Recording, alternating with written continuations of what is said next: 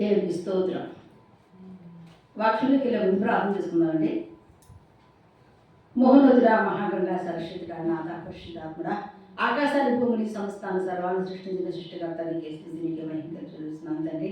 ఆకాశాన్ని శివాసనం భూమి పాదపడి తెలుగుని ఆయన నీ పాదసన్నిధిని ప్రార్థిస్తున్నాను తండ్రి. నాయన ఎస్ఏ గతించిన ఆదివారం నుంచి ఆదివారం వరకు సజీవంగా రెక్కలు మమ్మల్ని కాచి కాపాడేందుకు నీకే స్థితి స్తోత్రాలు చెల్లించినంత ఇంతవరకు ప్రవర్తన దిగున్న పాటలో మీరు ఉన్నారు, ఆరాధనలో మీరు ఉన్నారు, సాక్ష్యాల్లో మీరు ఉన్నారు తండ్రి.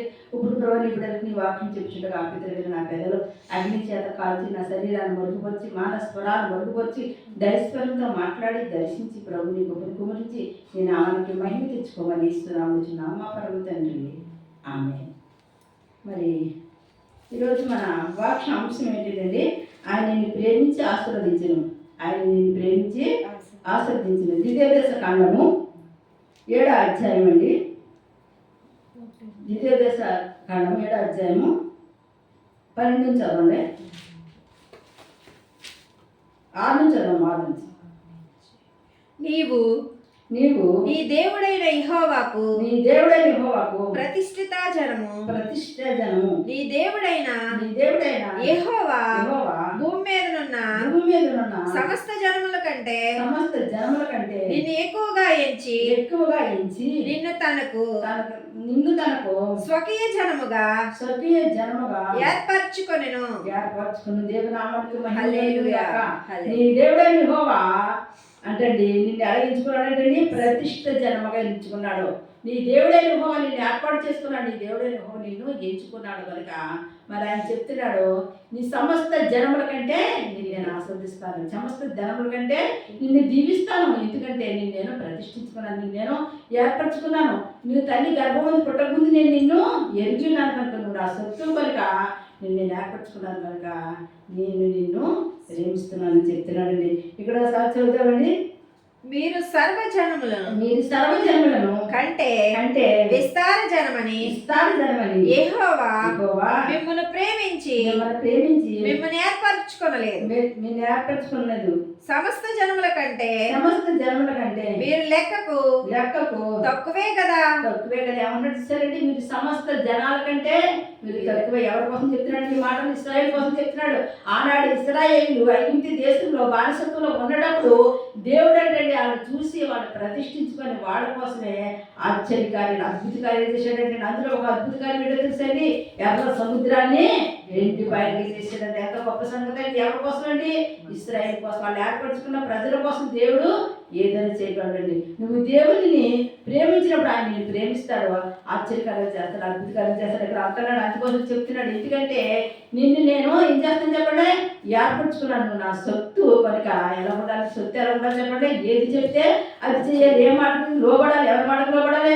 మనుషుల మాటకు, దేవుడి మాటకు లోబడి దేవుడి పని చేస్తూ దేవుళ్ళని ఉంటే దేవుడిని ఆశ్రయించాలి. అన్నాడు. ఇశ్రాయేలు ఏ రీతికైతే వాళ్ళ కష్టంలో, వాళ్ళ బాధలో, వాళ్ళ వేదనలో, వాళ్ళ దుఃఖంలో, వాళ్ళ బానిస బతుకులో, వాళ్ళు చేస్తున్న ఎట్టి చాకిరిలో మరి వాళ్ళు హింస పెడుతున్న హింసను భరించలేకంటండి ఎవరికి మొదలుపెట్టుకున్నారంటండి, దేవుడికి మొదలుపెట్టుకున్నారంట. దేవుడు మొర ఆలకించాడంట, ప్రార్థన ఆలకించాడంట. ఆలకించి ఎవరిని తీసుకొచ్చాడు చెప్పండి? మోషేని తీసుకొచ్చాడంట. మోషేని తీసుకొచ్చి వాళ్ళనంట 10 అద్భుత కార్యాలు చేసి వాళ్ళంటండి ఆ యొక్క బానిసత్వం నుంచి, ఆ బానిస బ్రతుకుల్లోంచి తీసుకొచ్చినప్పుడు దేవుడు చెప్పాడంట. ఏం చెప్పాడు? ఇక్కడ చదవండి. 12వ అధ్యాయము 12వ వచనమండి.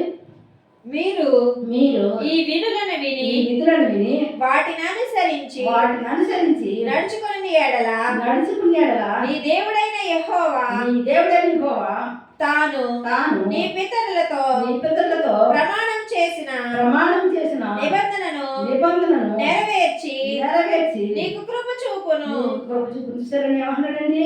ఈ విధులన్నీ ఏం చేయాలంటే అనుసరించి నడుచుకోవాలండి. దేవుడు ఏ విధులైతే ఆజ్ఞాపించాడో, ఏ నిబంధన అయితే చేశాడో, ఏదైతే చెప్పాడో, ఏదైతే చేయమని అల్లాంటి ఇశ్రాయేలుతో దేవుడు మాట్లాడాడో అవన్నీ అంటే ఎవరు చేయాలండి? ఇశ్రాయేలు చేయాలంట. వాళ్ళు చేసి ఆ దేవుడు మాట వింటారంట. ఆయన ఏం చేస్తే కృప చూపిస్తాడంట. ఎవరంటే దేవుడు కృపగల దేవుడు, ప్రేమగల దేవుడు, జాలిగల దేవుడు, దయగల దేవుడు. ఆయన దయ, ఆయన కృప, ఆయన జాలి, ఆయన కనికరం నీ మీద ఉంటేనే నువ్వు బ్రతకగలుగుతావు, నువ్వు ఈ లోకంలో ఉండగలుగుతావు. లేకపోతే ఎట్టి పరిస్థితుల్లో ఈ లోకంలో ఉండవు. ఏదో సమస్య, ఏదో కష్టం, ఏదో వస్తాయి, బాధలు వస్తాయి, కష్టాలు వస్తాయి, సమస్యలు వస్తాయి. అన్నీ వచ్చి నేను పారిపోకూడదు. కానీ ఏం చేసేపడే ఆ సమస్యలు పెట్టి, ఆ బాధలు పెట్టి, ఆ కష్టాన్ని పెట్టి ఏం చేసేపడే దేవుడిని స్థుతించాలి, దేవుని ఆరాధించాలి. దేవుడు చేసినాక నిబంధన జ్ఞాపకం చేసుకోవాలి. అయ్యో నేను ప్రతిష్ఠ జనం కదా, నేను దేవుడు ఏర్పరిచిన బిడ్డను కదా అనేసిన జ్ఞానాన్ని మనం తెలుసుకొని మసులుకోవాలంటే ఇక్కడ ఏమంటాడంటే, ఇంకా ఏం చెప్తాడంటే ఆ రీతిగా కృప చూపిస్తాను. ఏ రీతిగా కృప చూపిస్తాను కింద మాట్లాడతాడు. చదవండి 10వ వచనం. ఆయన నిన్ను ప్రేమించి ఆశీర్వదించి అభివృద్ధి చేసి నీకిచ్చేదనని నీ పితరులతో ప్రమాణం చేసిన దేశములో నీ గర్భఫలమును నీ భూఫలమైన నీ సస్యమును నీ ద్రాక్షారసమును నీ నూనెను నీ పశువుల మందలను నీ గొర్రెల మందలను మేకల మందలను దీవించును. దేవునికి స్తోత్రం. హల్లెలూయా. హల్లెలూయా. హల్లెలూయా. ఏమంటాడండి ఓ దేవుడు? ఏం చెప్తాడండి ఇక్కడ? నీవంట నీ దేవుడైన యెహోవా మాట విన్నప్పుడు ఆయన నేను ఏం చేస్తాడు? మొట్టమొదటిసారిగా ఆయన నిన్ను ప్రేమించి ఆస్వాదిస్తాడంటండి. దేవుడు నిన్ను ప్రేమించినట్టు ఆటోమేటిక్ ఏమొచ్చేదో చెప్పండి? ఆశీర్వాదం వచ్చేస్తాడండి. మనం మన బిడ్డను ప్రేమించినప్పుడు ఏ రీతిగా బిడ్డకు కావాల్సిన సమస్తాన్ని మనం ఎలాగైతే సమకూర్చుకుంటామో, ఎలాగైతే ఇవ్వగలుగుతామో, అలాగే మరి దేవుడు కూడా నీకు సమస్తాన్ని అనుగ్రహిస్తానని చెప్తానండి. ఆయన ప్రేమిస్తేంట ఆయన ఆశీర్వాద వర్షాన్ని మన మీద కుమరిస్తారంట. మనుషులు కాదండి. ఎవరు ప్రేమించాలి చెప్పండి? దేవుడు ప్రేమించాలి. ఎవరి ప్రేమ వైపు మనం పాగులు పడాలండి? దేవుడి ప్రేమ మీద పాగులు పడాలి, దేవుడి వైపు చూడాలి. ప్రభు అవుతుంటే ఆయన నేను ప్రేమించాడు కనుక ప్రాణం పెట్టాడు. ఇలా కూడా ఎవరినైనా ప్రాణం పెట్టారా? పెట్టలేదు. నీకోసం ఆయన ప్రాణం పెట్టాడు. నీకోసమైనా రక్తాన్ని కలిచాడు. నీకోసమే ఆయన మరణాన్ని జయించి లేచి మనలోకి వెళ్ళాడు. మళ్ళీ నీకోసం ఏం చేస్తాడు చెప్పండి? ఈ లోకానికి అతి త్వరలో రాబోతున్నాడు కనుక ఈ సత్యాన్ని, నిజాన్ని నువ్వు తెలుసుకొని 10 మందికి చెప్పి నీ యొక్క సాక్ష్యాన్ని పంచుకున్నప్పుడు దేవుడు నీ కుటుంబాన్ని ఆశీర్దిస్తాడు. ఇక్కడ అంటున్నాడు ఆశీర్దిస్తానని చెప్తున్నాడు. ఏ రీతిగా ఆశీర్దిస్తాడో ఇక్కడ ఒకసారి చూద్దామండి. యెషయా 43 అండి. యెషయా 43:4 వచ్చి చదవండి. నీవు నా దృష్టికి ప్రియుడవైనందున గడుడవైతివి. నేను నిన్ను ప్రేమించుచున్నాను కనుక నీకు ప్రతిగా మనుషులను అప్పగించుచున్నాను. నీ ప్రాణమునకు ప్రతిగా జనములను అప్పగించుచున్నాను. ఏమంటాడండి ఇక్కడ చూసారా? నీవు నా దృష్టికి ప్రియుడవైనందుకు గడుడవైతివి. నేను నిన్ను ప్రేమిస్తున్నాను. నాకు బదులుగా ఎవరిని అప్పిస్తానండి? మనుషులు అప్పిస్తారంట. నీకు కష్టం కలిగినప్పుడు, నీకు బాధ కలిగినప్పుడు, నీకు వేదన కలిగినప్పుడు, నీ కుటుంబంలో సమస్యలు ఎదురవుతున్నప్పుడు, నువ్వు చెప్పుకోని సమస్యలతో మరి ఎక్కి ఏడుస్తున్నప్పుడు ఆయన మనుషుల రూపంలో నీకు సహాయం చేస్తానని చెప్తున్నాడు. దేవునికి స్తోత్రం. ఎంత గొప్ప దేవుడు అండి, ఎంత శక్తిమంతుడండి, ఎంత సర్వశక్తిమంతుడు. ఆయన నిన్ను ఏ రీతిగా ప్రేమిస్తున్నాడో చూసారు సార్ అండి. నిన్ను ప్రేమిస్తే అంట ఆయన ఎవరిని అప్పిస్తారు? మనుషులు అప్పిస్తారంట. ఆ మనుషుల ద్వారా నీకు ఏముంటుందో చెప్పండి? సహాయం ఉంటుంది. నీ కష్టం తీరుతుంది, నీ బాధ తీరుతుంది, నీ వేదన తీరుతుంది, నీ దుఃఖం తీరుతుంది, నీకున్న అన్ని పరిస్థితుల నుంచి విడుదల కలుగుతుంది, నీకున్న రోగం నుంచి మరి విడుదల కలుగుతుంది. అందుకని మనుషులు అంటే ఎవరండి? పాస్టర్ గారి రూపంలో, పాస్టర్ గారి రూపంలో, విశ్వాసం రూపంలో ఎవరో వచ్చి ఏం చేస్తారు చెప్పండి? నీ కష్టంలో నీకు ప్రార్థించినప్పుడు నీకు ఏమవుతుంది చెప్పండి? విడుదల కలిగే దేవుని నామానికి స్తోత్రం. అంటే అప్పుడు ఎవరు ప్రేమిస్తున్నారు? నేను దేవుడే ప్రేమిస్తున్నాడు కనుక ఆయనే స్వయంగా నీ దగ్గరికి వచ్చి మనుషుల రూపంలో నేను ఆశ్రయించబోతాను. మనుషుల రూపంలో ఆయన నేను దీవించిపోతున్నాడు. ప్రతిగా అంటున్నాడు నేను ప్రతిగా మనుషులు అప్పగిస్తాను అంటున్నాడు. ఎంత గొప్ప సంగతి అండి. ఏ దేశం మీద ఆయన తీసుకెళ్తానండో, ఏదైతే చేస్తానండో ఆయన చెప్పిన ప్రతిదీ కూడా చేసే దేవుడు అన్నాడు కనుక అటువంటి గొప్ప దేవుడు నువ్వు తెలుసుకున్నావంటే చిన్న సంగతి కాదు కనుక నువ్వేం చేయాలి చెప్పండి? నిత్యము అనుదినము అనుక్షణము కూడా ఆయనకి ఎన్నిసార్లు కృతజ్ఞతలు చెల్లించినా ఆయన రుణము తీర్చినాం కనుక నువ్వేం చేయాలి చెప్పండి? ప్రార్థించాలి. ప్రార్థించినప్పుడు దేవుడు అన్ని విషయాల్లో కూడా మేలు చేస్తాడు. తర్వాత ద్వితీయోపదేశకాండము 13 చదివాం కదండి. ఆయన నిన్ను ప్రేమించి ఆశీర్వదించి అభివృద్ధి చేసి నీకు ఇచ్చిన నీ పితరులతో ప్రమాణం చేసిన దేశంలో నీ గర్భఫలమును నీ భూఫలం వస్తుందండి. నీ గర్భఫలం విషయంలో నీకు గర్భఫలం ఏదైనా బాధ లేకుండా గర్భఫలాన్ని ఇస్తాను అన్నాడు. ఇంతవరకు నువ్వు ఏ పరిస్థితులు ఉన్నప్పుడు కూడా ఆయన నీ గర్భం తెరవడానికి సిద్ధంగా ఉన్నాడు కనుక నమ్ము, విశ్వసించి, విశ్వాసంతో, నమ్మకంతో ప్రార్థించి, నమ్మకంతో ఎదురు చూడు. దేవుడు కార్యం ఆయనే చేస్తాడు. పడ్డాడు. మరి అన్న ఎదురు చూసిందా లేదండి? అన్న ఏం చేసిందని చెప్పడే, దేవుని మందిరానికి వచ్చి ప్రతిరోజు కూడా మందిరానికి వచ్చి ఏం చేసిందంటే కన్నీరు గార్చిందంట. కన్నీటితో దేవుని ఏడుకుంటుందంట. అయ్యో నా ఇరువారు, నా పొరుగువారు, ముఖ్యంగా నా తోటి వాళ్ళ బాధ నేను పడలేకపోతున్నాను, నా గర్భఫలం లేనందున నన్ను గొడ్రాలని అంటున్నారా, నువ్వేనా కనికరం చూపించి, కరుణ చూపించి నాకు సహాయం చేసి ప్రభు నా గర్భాన్ని తెరమండి అయ్యా అనేసంట దేవుడి దగ్గర మొదపెట్టుకున్నప్పుడంట దేవుడు అన్న గర్భం తెరిచిన దేవుడు, చాలా గర్భం తెరిచిన దేవుడు నీ గర్భం కూడా తెరుస్తాడు, నీకు కూడా ఆశీర్వదిస్తాడు. సంతానమైన ఆశీర్వాదాన్ని అయినా అనుగ్రహించుకోవాలి. భయపడక్కర్లేదు కానీ, బాధపడక్కర్లేదు కానీ దేవుని తట్టు తిరిగి దేవుని వైపు చూసి దేవునికి ప్రార్థించినప్పుడు దేవుడి కార్యాలను కూడా చూడబోదాం కూడా. ఇక్కడ చెప్తున్నాడు అంత తర్వాత ఏమంటే భూఫలము, నీకు ఇల్లు లేదనుకున్నావా, భూమి లేదనుకున్నా, కనీసం ఉండడానికి స్థలం లేదని బాధపడుతున్నావా, అనుగ్రహిస్తాడు దేవుడు. ఆయన ఆ మాట ఇచ్చేటంటే మాట తప్పే దేవుడు కాదు కనుక ఆ మాట నెరవేర్చే దేవుడుగా ఉన్నాడు కనుక నీకు ఆయన గృహాన్ని ఇస్తాడు. 2025లో ప్రార్థించి 2026లో గొప్ప కార్యము చూస్తాం. చక్కటి గృహాన్ని దేవుడు అనుగ్రహిస్తాడు, చక్కటి స్థలాన్ని దేవుడు ఇస్తాడు. ఏ విషయంలో అయితే ఏం చేయాలని ఆశతో ఆలోచనతో ఎదురు చూస్తున్నావో అన్ని విషయాల్లో నీకు మేలు చేసి దేవుడు అన్నాడు కానీ కీడు చేసి దేవుడు ఎంత మాత్రము కాదు. ఆయన దగ్గరికి వచ్చి వారిని ఎంత మాత్రం తోసివేసే దేవుడు కాదు కానీ ఆయన చేత తీసి అక్కులు చేర్చుకొని కౌగులించి వాళ్ళ వాదార్చి వాళ్ళ ఉన్న ప్రతి బాధ నుంచి, ప్రతి రోగం నుంచి విడిపించే దేవుడుగా ఉన్నాడు కనుక అటువంటి గొప్ప దేవుడిని నువ్వు నమ్ముకున్నావంటే మామూలు సంగతి కదా. అటువంటి గొప్ప దేవుడిని తెలుసుకోవాలంటే ఏమి ఉండాలి చెప్పండి? దేవుని యొక్క కృప ఉండాలి, దేవుని యొక్క ఆశీర్వాదం ఉండాలి, దేవుని యొక్క దీవులు ఉండాలి. ఆయన నిన్ను ప్రేమించాలి. మొదట ఎవరు ప్రేమించాలి చెప్పండి?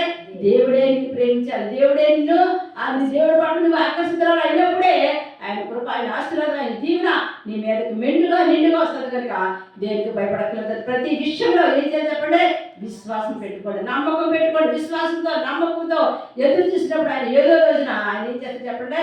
నేను హెచ్చించే దేవుడు అన్నాడు. త్వరగా చేస్తాడు కానీ త్వరగా చేయడు. నువ్వు పైవాడగా ఉండవు కానీ కిందవాడగా ఉండవు కనుక ఆ కిందవాడగా లేకుండా గొప్ప గొప్ప కార్యం చేసిన గొప్ప దేవుడు నీ యొక్క సంస్థానం మార్చగలిగిన సర్వసృష్టికర్త యేసయ్య నీతో ఉండగా నీకు భయమేలా, నీకు దిగిలేలా? దేనికోసం కునుకుపోతున్నావు, దేనికోసం బాధపడుతున్నావు, దేనికోసం వ్యాధులు చెందుతున్నావు? నీ వేదన, నీ బాధ, నీ దుఃఖం ప్రతిదీ కూడా నువ్వు నమ్ముకున్న నీ దేవుని వైపు చేతులు చాపి ప్రార్థించి ఆయన వైపు నీ భారము మోపు. ఆయన ఆశ్రయించు. లోకంలో ఉన్నవాడు కన్నా నాలో ఉన్నవాడు గొప్పవాడు, గొప్ప దేవుడు. అటువంటి శక్తివంతుడు యేసయ్య పట్ల నువ్వు అలక్ష్యం చేయదు కానీ లక్ష్యం ఉంచి, విశ్వాసం ఉంచి ప్రార్థించు. దేవుని యొక్క కార్యాలు నువ్వు కూడా చూడబోతావు. ఇక్కడ అంటున్నాడు తర్వాత ఏమన్నాడండి? నీ నూనెను నీ పశువుల మందను, నీ గొర్రెల మందను, మేకల మందలు దీవించదను. దేవునికి స్తోత్రం. ఏ వ్యాపారం చేసినా, ఏ ఉద్యోగం చేసినా, ఏ పని చేసినా, ఏ తోటలో ఏ యొక్క మొక్క వేసినా, వ్యవసాయం చేసినా, ఏమి చేసినా ప్రతిది కూడా ఆస్వాదిస్తాను. ప్రతిది కూడా దీవించే దేవుడుగా ఉన్నాడు, ఆస్వాదించే దేవుడుగా ఉన్నాడు. నువ్వు చిన్న చిన్న వ్యాపారాలు చేసుకున్నప్పటికీ, ఏ వ్యాపారం చేసినప్పటికీ నీ బ్రతుకు దేని కోసం, నీ పిల్లల్ని, నీ భార్యని, నీ పిల్లల్ని పోషించుకోవడం కోసం నువ్వు ఏ పని చేసినా ఆ పనిలో దేవుడు ఆశీర్వాదాన్ని చూస్తావని దేవుడు ఆశించాల్సింది కనుక ఆయన దీవించే దేవుడుగా ఉన్నాడు. నీ ప్రతి యొక్క మరి చేతుల కష్టార్జితనే ఆయన ఆశీర్వదించే దేవుడుగా ఉన్నాడు, దీవించే దేవుడుగా ఉన్నాడు. నేనేం చేసినా ఆ యొక్క వ్యాపారంలో లాభం లేదని దిగులు పడుతున్నాము, భయపడక నిబ్బరం కలిగి ధైర్యంగా ఉండు. నీ వ్యాపారాన్ని ఆశ్రయించబోతున్నాడు. నీకు నీ చేతుల కష్టార్జితాన్ని ఆయన వృద్ధిలోకి తేపన్నాడు కనుక ప్రతి విషయంలో ఇక్కడ చెప్తున్నాడు కదా. వాక్యం చదివిస్తుంది, వాక్యం నమ్మదగినది. ఆయన అబద్ధపడ్డాకి మానవుడు కాదు, పశ్చాత్తపడ్డాకి ఆయన అద్భుతులు కాదు. ఆయన చెప్పి చేయకుండా ఆయన మాటిచ్చి స్థాపించకుండా ఆయన మాటిచ్చాడంటే మాట ప్రకారం ఆయన కార్యాలు నెరవేర్చే దేవుడుగా ఉన్నాడు కనుక ఆ గొప్ప దేవుడు, ఆ శక్తివంతుని, ఆ సర్వశక్తివంతుని యేసయ్య వైపు చూసి నీవు నీ కన్నీళ్లను ఆపి ఆయన పాదాలు పట్టుకుంటే నీ కార్యం నువ్వు చూస్తావు. ఇక్కడ అంటున్నాడు తర్వాత 14వ వచనం చూడండి ఏం చెప్తున్నాడు? సమస్త జనముల కంటే ఎక్కువగా నువ్వు ఆశీర్వదింపబడతావు. ఆశీర్వదించబడ్డవు. నీలో మగవానికే గాని ఆడదానికే గాని గొడ్డుతనం ఉండదు. నీ పశువుల్లోనైనా దాని పశువుల్లోనైనా ఉండదు. చూసారండి, కనీసం నువ్వు మేపుతున్న పశువులు, నువ్వు మేపుతున్న గొర్రెలు, మేకలు, ఆవులు ఏవైతే వాటిలో ఎందులో కూడా గొడ్డుతనం ఉండదంట. చూసారు ఎంత బలం? నీకే మరి నీ పశువునికే గొడ్డుదనం లేనప్పుడు నీకెందుకు గొడ్డుదనం ఇస్తాడు? నీకెందుకు సంతానం లేకుండా చేస్తాడు? ఆయన సంతానం ఇచ్చే దేవుడు ఉన్నాడు, ఆయన గర్భం తెచ్చే దేవుడే ఉన్నాడు. అన్ని విషయాలు నిన్ను వర్ధులకు చేసే దేవుడు, నీ నిందనైనా తొలగించే దేవుడు ఉన్నాడు, నీ అవమానమైనా కొట్టివేసే దేవుడు ఉన్నాడు. ఎక్కి ఏడుస్తున్నావేమో, ఎక్కినంత బాలైపోయావేమో, అందరి చేత అవమానం మాట పడుతున్నావేమో, వాటిని దేవుడు కొట్టివేసి నీ గర్భాలు జరగబోతున్నాడు. దేవుడికి స్తోత్రం. గొడ్డుతనం మీద నీవు ఒట్టిపోయిందనే మాట లేకుండా ఆయన అన్నిటిని కూడా ఆశీర్వాదం, దీవెన. దేవునికి స్తోత్రం. హల్లెలూయా. ఎంత గొప్ప దేవుడండి, ఎంత శక్తిమంతుడండి, ఎంత సర్వశక్తిమంతుడండి. ఏ సమయమైనా ఏమి చేయాలో సృష్టించిన సృష్టికర్తకు తప్ప నీకు నాకేమో తెలుసండి, తెలియదు కనుక ఆయన ఇష్టానికి అప్పచెప్పు, ఆయన చిత్తానికి తలబడ్డు. ప్రభా, నా జీవితంలో నా బ్రతుకులో ఏమి జరిగినా నీ చిత్తమే కానీ నా ఇష్టం కాదే. నేను నీ మీద అనుకున్నాను, నీ మీదే ఆధారపడ్డాను. మనుషులు నమ్ముకోలేదు, మనుషుల మీద అనుకోలేదు, మనుషుల మీద ఆధారపడదే. నా జీవితం నా బ్రతుకు నీదే ఉన్నదయ్యా. నన్ను ఆస్వాదించు, నన్ను దీవించు, నా కుటుంబాన్ని ఆస్వాదించు, నా బిడ్డలను ఆస్వాదించు, నా బిడ్డల చదువు విషయంలో, నా భర్త వ్యాపారం విషయంలో, నా యొక్క సమస్త విషయంలో మీరు ఉండండి అయ్యా. మీరు సహాయం చేయండి అయ్యా. నాకున్న రోగాలు తీసివేసే శక్తి నీకు మాత్రం ఉన్నదయ్యా. రోగులు స్వస్థపరిచే దేవుడు, దెయ్యాలు వెళ్ళగొట్టే దేవుడు, గుడ్డివారు కాళ్ళు ఇచ్చే దేవుడు, గుడ్డివారు చూపించే దేవుడు, ఎన్నెన్నో అద్భుతాలు చేసే దేవుడు నువ్వు నాకు కావాలయ్యా. నన్ను స్వస్థపరిచే విశ్వాసంతో నమ్మకంతో ఉన్న వాళ్ళ పట్ల, ప్రార్థించుకున్న వారి పట్ల కార్యం చేసి దేవుడు ఉన్నాడు. ఆయనకి ఏ భేదం లేదంట. అందరూ పాపం చేసి దేవుడు అనుగ్రహించిన మహిమను పొందలేకపోతున్నారు కనుక మరి దేవుడు చెప్తున్నాడు, అందరికీ ఆయన ఎలా ఉన్నట్టు ప్రభువుగా ఉన్నాడు, అందరికీ యేసుగా ఉన్నాడు, అందరికి తండ్రిగా ఉన్నాడు, అందరికీ తల్లిగా ఉన్నాడు. ఆ తండ్రిగా ఉన్న యేసయ్య చెంతకు వచ్చి ఆయన ప్రార్థించుకున్నప్పుడు ఆయన నన్ను కాదే నువ్వు చూడగలుగుతారు. ఇక్కడ మాట ఇంకో మాట చెప్తున్నాడు చూడండి. ఇక్కడ యెహోవా నీ యొద్ద నుండి సర్వ రోగములను తొలగించి నీవు ఎరిగి ఉన్న ఐగుప్తులోను కఠినమైన క్షయ వ్యాధులన్నింటినీ నీకు దూరపరిచి నిన్ను ద్వేషించే వారందరి మీద వాటిని పంపించును. మరియు చూసారా ఇక్కడ దేవుడు చెప్తాడు సార్, నీ అద్దరుంటే సర్వ రోగాలను తీసివేస్తాడంట. నీకున్న స్త్రీ రోగమే కాదు, నీకేమైనా భయంకరమైన ఈ రోగమే కాదు, ఏ రోగం ఉన్నా సరే రోగానంట ఆయన తీసివేస్తాడు. ఎవరైతే నువ్వు రోగిష్టిదాను లేదా రోగిష్టి వాడు నీ బ్రతికెప్పుడు ఎలా ఉండాలి, ఎప్పుడు రోగంతో పడుంటావో అని ఎవరైనా కేవలం చేస్తున్నారో వాళ్ళ మీదకి రోగాలు రప్పించే దేవుడు ఉన్నాడంట. జాగ్రత్త సుమి, దేవుడు భయంకర, ఏదైనా చేయగలిగినా సర్వసృష్టికర్త వాక్యం చేస్తుంది కనుక అందుకే ఎప్పుడు కూడా ఎవరిని ఏ రీతిగా వాళ్ళు ద్వేషించకూడదు. ఎందుకు చేస్తుందంటే మనిషి ఎవరండి దేవుని రూపం కనుక, దేవుని స్వరూపాన్ని ఆయన మనిషిని చేశాడు కనుక ఒక మనిషిని ద్వేషించామంటే ఎవరిని ద్వేషించినట్టు చెప్పండి, దేవుడిని ద్వేషించి. అందుకే అంటున్నాడు, నిన్ను వాళ్ళని పొరుగు వారిని ప్రేమించమన్నాడనుక. ప్రేమించే గుణం కలిగి, పెట్టే గుణం కలిగి, జాలి చూపించే గుణం కలిగి, దయ చూపించే గుణం కలిగినప్పుడు దేవుడు అంట ఆరోగ్యం ఇస్తాడంట, ఆయుష్ ఇస్తాడంట.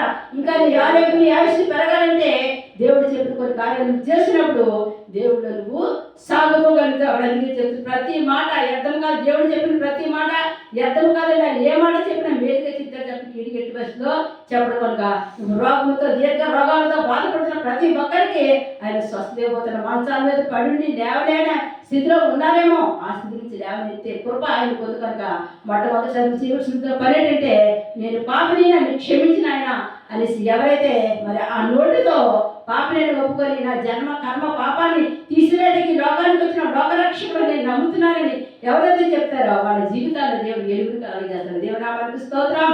హల్లెలూయా. ప్రార్థన చేసుకున్నామండి. మహోన్నతుడా, మహాకరుడా, సరస్వతుడా, నాదా, పరిశుద్ధాత్ముడు, ఈ రోజు నాయన నీ వాక్యంతో మాట్లాడాలి. నన్ను ప్రేమించిన వారిని ప్రభు నాయన యేసయ్యను ఆశీర్వదిస్తానంటున్నావు తల్లి. అవును ప్రభు, ఎంతమంది బిడ్డలైతే నేను ప్రేమిస్తున్నారో ప్రభు అందరిని కూడా ఆశీర్వదిస్తారు. అందరూ కూడా దీవించి పరిశుద్ధాత్మ ఎవరైతే రాగంతో, ఎవరైతే బాధలతో, ఎవరైతే అప్పులతో, ఎవరైతే సమస్యలతో ఉన్నారో వారందరికీ వేస్తూ నామంలో విడుదల కలుగుగాక.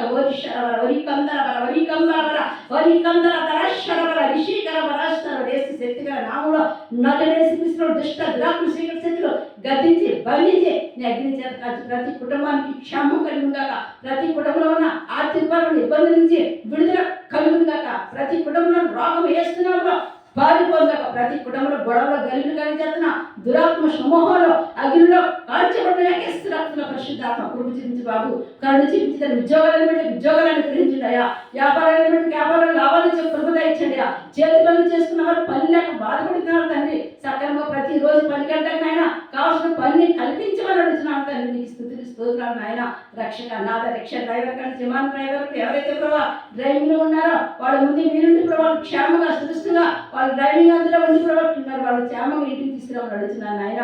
రక్షణ వాళ్ళ చేతులు కష్టాన్ని వృద్ధిలో తేమని అడుగుతున్నాను తండ్రి. రాజు ఈరోజు ఎవరైతే వివాహం వివాహ రోజు జరిపించుకుంటారు, వివాహం చేసుకుంటున్నారో తండ్రి నాయన, తన పుట్టినరోజు పెళ్లి రోజు జరిపించుకున్నారో వారందరూ కూడా ఆశీర్వదించండి, దీవించడం. గృహ ప్రవేశాలకి చేసుకున్న వారిని కూడా ఆశీర్వదించి దీవించడం అడుగుతున్నాను తండ్రి నాయన. మరి గృహాలు కొనాలి, పొలాలు కొనాలి, ఆస్తులు కొంట కావాల్సిన ధనము సమకూర్చు సహాయించిన మంచి గృహాలు అవైలబుల్ దైత్యం నడుచున్నాను తండ్రి. నీకు స్తుతులు స్తోత్రం.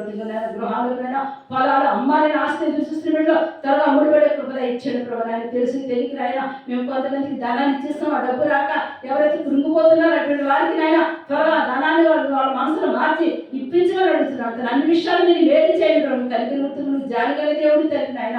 ఇవంత మాత్రం తోసివేసే దేవుడు కాదు కనుక ప్రభా నీ బిడ్డలు మొరాలకించి దానికి సహాయం చేయమని అడుగుతున్నాను తండ్రి.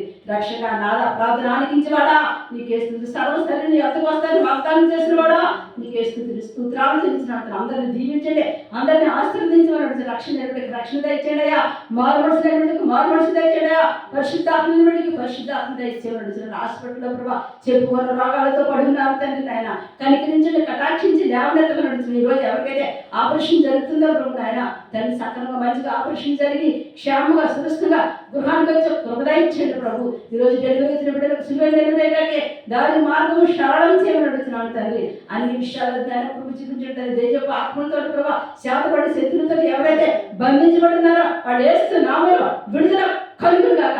నగరని శిక్షిస్తున్నాడు సీకర శక్తులు పారిపోను గాక, దుష్టశక్తులు దూరపరచబడి గాక, అంధకార శక్తులు వేస్తున్నామో లైవేపోను గాక తండ్రి. నక్షశక్తులు శాతం కట్లు తెంపబడిన గాక తండ్రి. అందరిని దీవించండి, ఆశీర్వదించండి. ఎవరైతే ప్రభా మా ప్రార్థన గోపురాన్ని ఫోన్ చేసి ప్రార్థన చేయించుకుంటున్నారో వారందరూ కూడా దీవించి ఆశీర్వదించబడుతున్నారు. యూట్యూబ్ ద్వారా ఎంతమంది ఈ వాక్యాన్ని వింటున్నారో తండ్రి మా కుటుంబాలకు తన ఆశీర్వాద దీవెన దయచేయండి ప్రభు. వాళ్ళ సమస్యలు తీర్చండి ప్రభా. బాధగా వ్యాధులతో ఇంటున్న వాక్యం విన్నప్పుడు ప్రభా వాక్యం వినగానే వాళ్ళకి వేస్తున్నాము విడుదల కలుగును కాక తండ్రి నాయన. నీ వాక్యం వెలుగే ఉన్నది కలుగుతండి. వాళ్ళ జీవితాల వాళ్ళ కుటుంబాలు ఆ వెలుగును పంపించమని అడుగుతున్నాను. రసీకట్లో పాల్గొనమని అడుగుతున్నాను తండ్రి. అన్ని విషయాలు వేడి చేయండి, దీవించండి, ఆశ్రదించిన గొప్ప మధ్య వచ్చిన బిడ్డలందరినీ దీవించి ఆశ్రదించి వారి అవసరంలో వారి అక్కలో సమస్తాన్ని తీర్చి వారి కన్నీటిని నాట్యంగా మార్చమని అడుగుతున్నాను తండ్రి. అన్ని విషయాలు దీవించి ఆశ్రదించమని తండ్రి కుమార పరిశుద్ధాత్మ నామమున ఈ ప్రార్థన అంతగా మీకు సమర్పణ చేసుకుంటున్నాం మా పరమ తండ్రి. Amen. God bless you all.